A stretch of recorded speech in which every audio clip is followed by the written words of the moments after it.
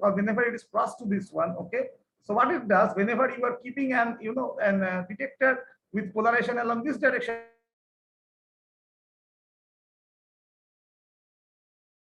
electric field direction has been reversed, or it has been rotated by 90 degree, you can basically detect the complete signal. Okay, so this is the complete sample you can see over here, and you know that this has been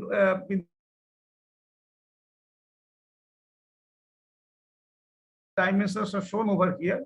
This is the red one is some kind of metallic loops, and the yellow one you can think of this is the substrate. Okay, so the top view of the structure you can see from here. And what you can do,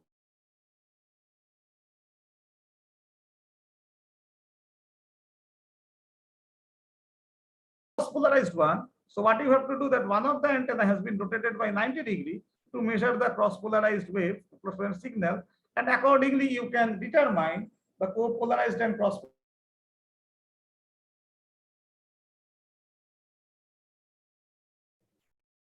Also, you can do some kind of linear to circular polarization conversion. Okay, whenever you are implementing this kind of structures. Okay,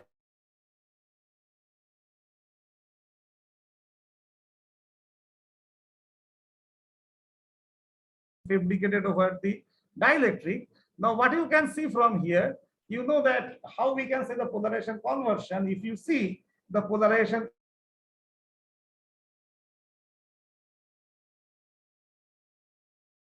it can look like a circle. Moreover, what you should also want, the axial ratio that should be less than 3 dB. And you can compute like this way. This is the experimental setup for that same measurement. You are doing the measurements for the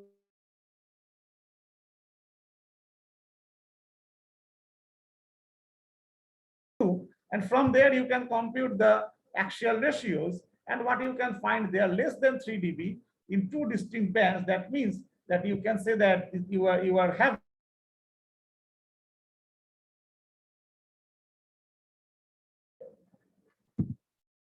also. You can do some kind of that measurements by using antenna parameters. By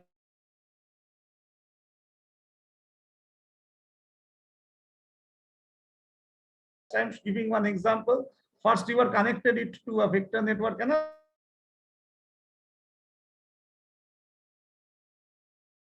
connected in the anechoic chamber. Okay, you can see it over here, where the transmitter and receiving horn antennas, they have been put, and you should be separated in a far field distance, or that so that you are having a proper, that you should not have any kind of resistive component that comes.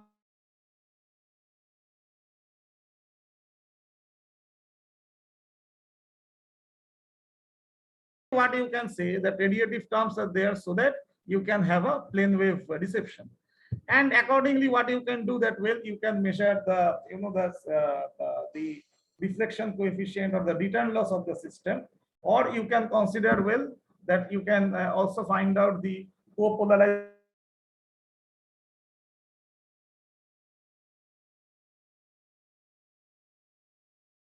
Or you can basically analyze the antenna system. Okay, so this is one example.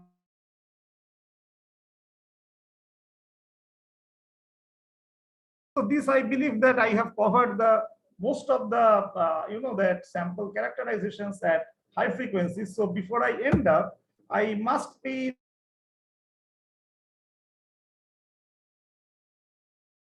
to carry out some significant research. In fact, they stayed here for a couple of months and came up with some good journal publications, even apart from some front level conferences. Also, I want to acknowledge my students that who are also graduated from my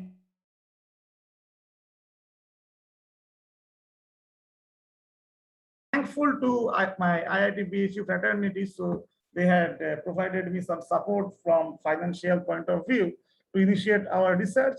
And also I'm thankful to ACRB. So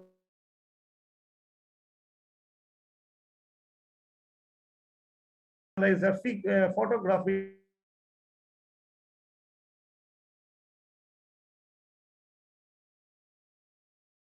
My collaborators, okay, that they have been placed in India as well as in the other departments in IIT BHU, okay, and also they are some of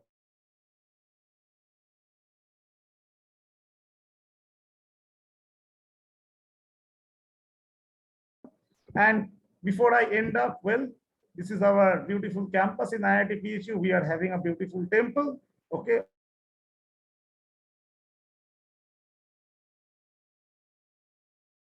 I invite you to visit our campus. Okay. And I must say thank you. And if you have anything else you want to know, you are most welcome to visit my website. So thank you very much.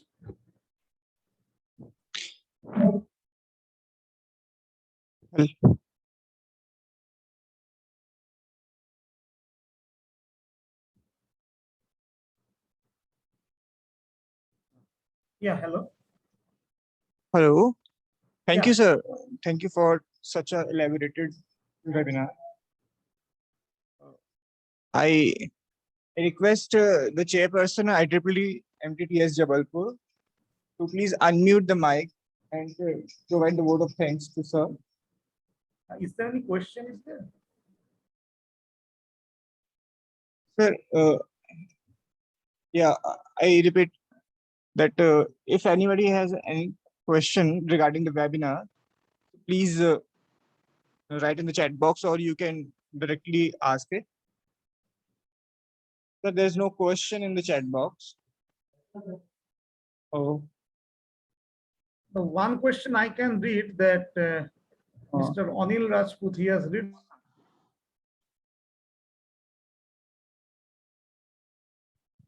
question. Actually, what you have to do, let me go to that slide and try to explain it.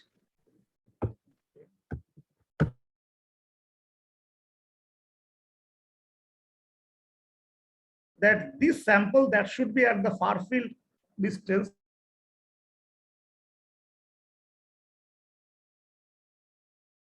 it should be 2d square by lambda.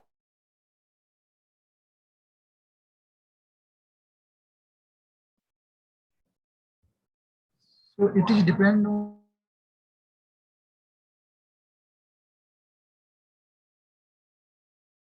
frequency. And another thing is that yes, another thing I will tell you, once you move away from, you know, that once you are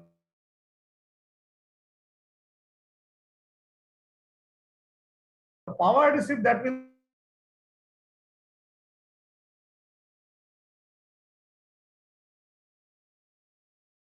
you have to make a very simple thing that, you know, that the noise level of the system, you should make it lower. Okay. And you can do it in a very simple way, that you choose the bandwidth of operation to be much lower.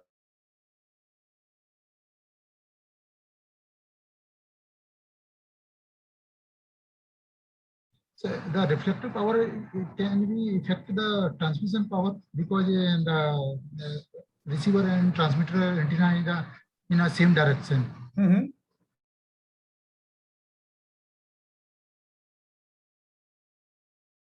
Input power? No. Input power, you can think like this way. Yeah, please repeat. Yeah. So means same.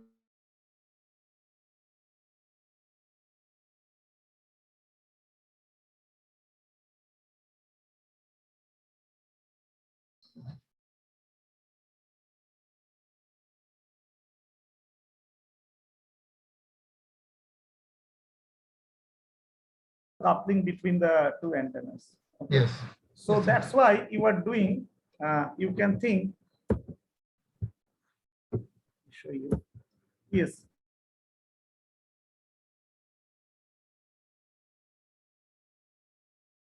Basically, this level is 60 dB down, something around 60 dB down.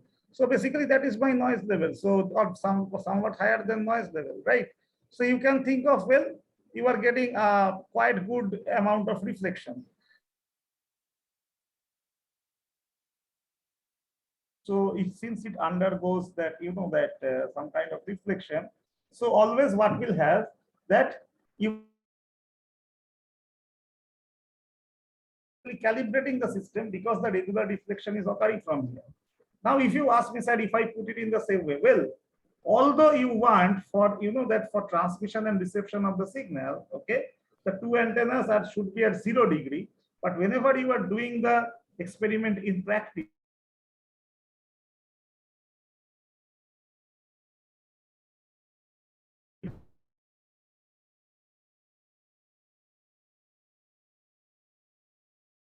Sure, you are having a certain, that oblique incidence is coming out, that may be some 2 degree or 5 degree or 7 degree, which can be approximated as normal incidence as the system performance is mostly unknown.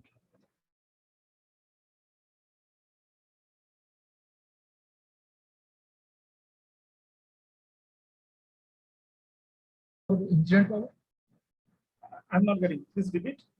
means if the means is there any role of the phase difference between input power or reflected power?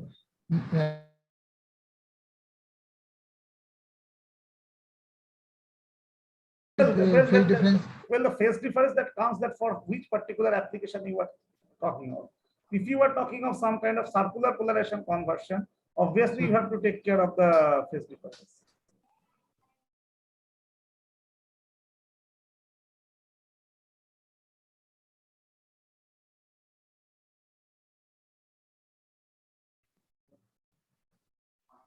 Yes, sir. Good afternoon, sir.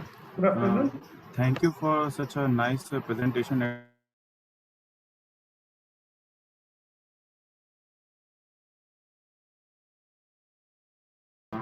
If I am getting the permittivity and permeability imaginary part of that negative, can I still say it is a metamaterial, irrespective that real part is positive at the resonant frequencies? Well, let me tell you like this way. If the real part is positive, and Yes. I am coming to the image.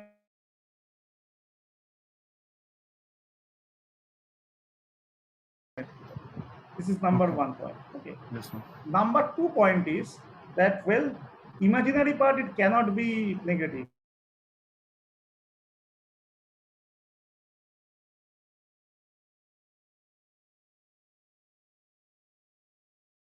Of energy, if you can consider that J equal to, how do we write J? Okay, let me, I don't know, I can write it over here or not.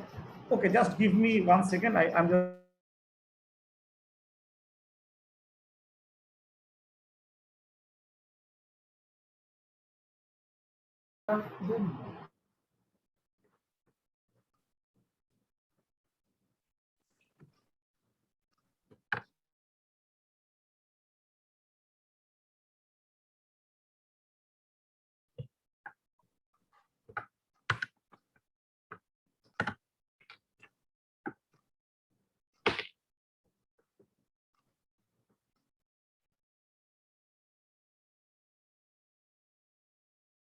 Yes, sir.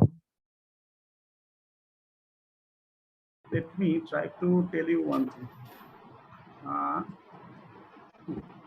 Suppose if you take this quantity sigma plus omega epsilon. Okay. Now what is happening?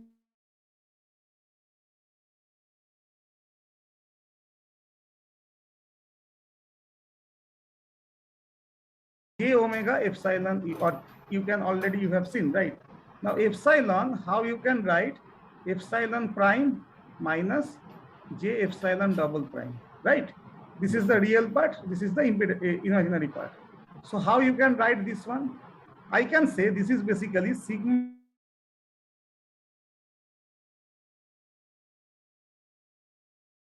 J epsilon double prime.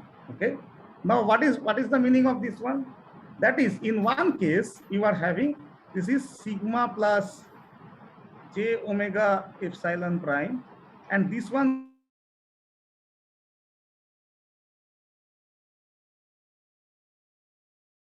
note one thing, I am writing it like this way, that is sigma plus omega epsilon double prime plus J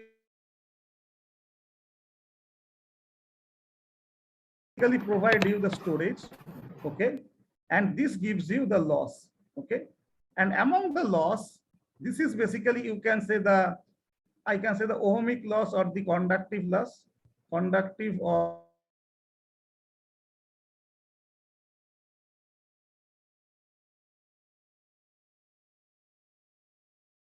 electric loss, right? Now the question is, that you think like from a very basic point of view, if you are having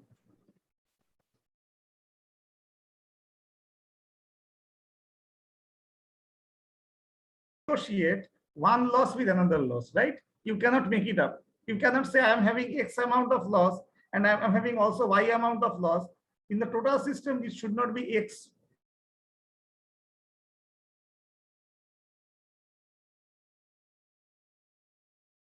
Right.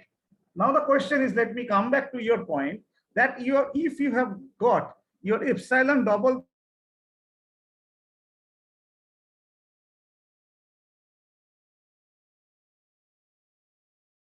some kind of, it will not be additive in nature, but the difference will come out. Are you getting my point? What I'm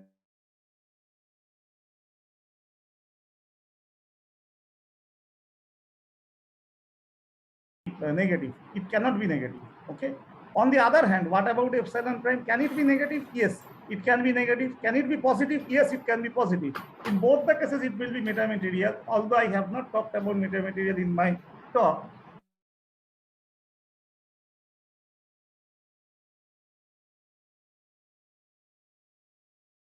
Is less than lambda by 4 to support the effective homogeneity limit, number one. Point number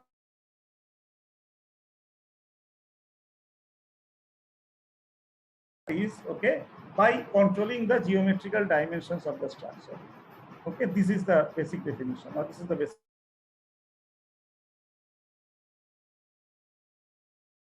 Thank you, sir. Is there okay? Now, One minute.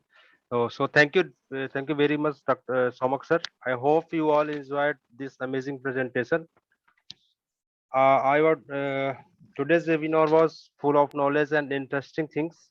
It gave deep insight into the topic and also revealed some interesting facts. I am pretty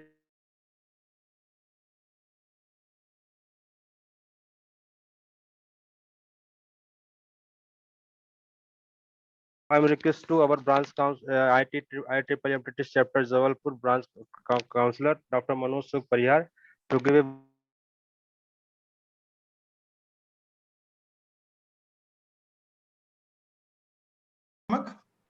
a delivering wonderful and interesting talk.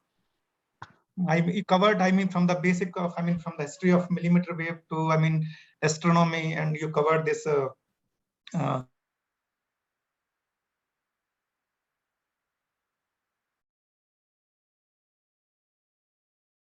motivated, and they will really think to work in this in the field which you have delivered or we have covered. And if they have any query related to this work, in the field of material characterization, they can contact you. Yeah. So students, have any doubt, if you want to work in the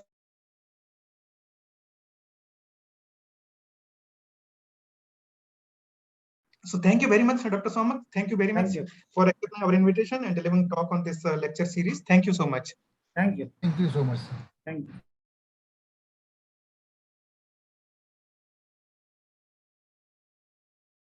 thank you, sir. Thank you.